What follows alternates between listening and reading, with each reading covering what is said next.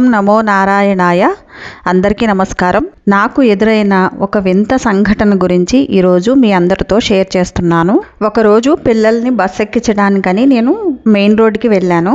తిరిగి వద్దామనుకునే లోపు ఒక పెద్ద ఆయన నా దగ్గరికి వచ్చారు. వచ్చి ఒక 20 రూపీస్ ఉంటే ఇవ్వమ్మా, ఏమి అనుకోవద్దు, ఆటో ఎక్కడానికి మనీ లేవు, చాలా నీరసంగా ఉంది, ఫోన్ ఇంట్లో మర్చిపోయాను అని చెప్పారు.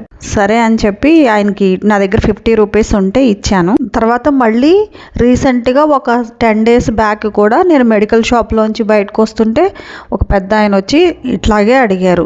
ఫోన్ స్విచ్ ఆఫ్ అయిపోయింది, ఇక్కడికి వచ్చాను, ఇంటికి వెళ్ళాలంటే ఎలా వెళ్ళాలో తెలియట్లేదు, మనీ క్యాష్ తెచ్చుకోలేదు, నేను అడుక్కునేవాడిని కాదమ్మా, నాకు 100 రూపీస్ ఉంటే ఇవ్వు, ఎవరిని అడగాలో కూడా తెలియట్లేదు అని అడిగారు. అడిగితే ఆయన చూస్తే నిజమే అనిపించింది నాకు.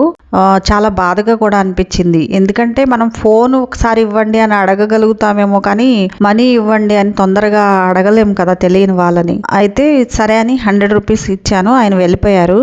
ఇది ఎందుకు చెప్పానంటే, మనం బయటికి వెళ్ళేటప్పుడు పెద్దవాళ్ళైనా సరే, పిల్లలైనా సరే, మనమైనా సరే, ఇదివరకట్లాగా మనం ఫోన్ నెంబర్స్ గుర్తుపెట్టుకోవట్లేదు ఈ స్మార్ట్ ఫోన్స్ వచ్చిన తర్వాత. అందుకని ఒక పేపర్ మీదో లేకపోతే చిన్న బుక్కో ఫోన్ నెంబర్స్ మెయింటైన్ చేసుకుని బయటికి వెళ్ళేటప్పుడు ఖచ్చితంగా ఒక 100 రూపీస్ 200 రూపీస్ అయినా క్యాష్ తీసుకువెళ్ళడం అలవాటు చేసుకుంటే మంచిదేమో అనిపించింది నాకు. ఈ ఫోన్ పే వచ్చిన తర్వాత మనం క్యాష్ కూడా ఉంచుకోవట్లేదు కదా, అందుకే ఇది అందరికీ షేర్ చేయాలి అనుకున్నాను. మీరేమనుకుంటున్నారో కామెంట్స్లో షేర్ చేయండి.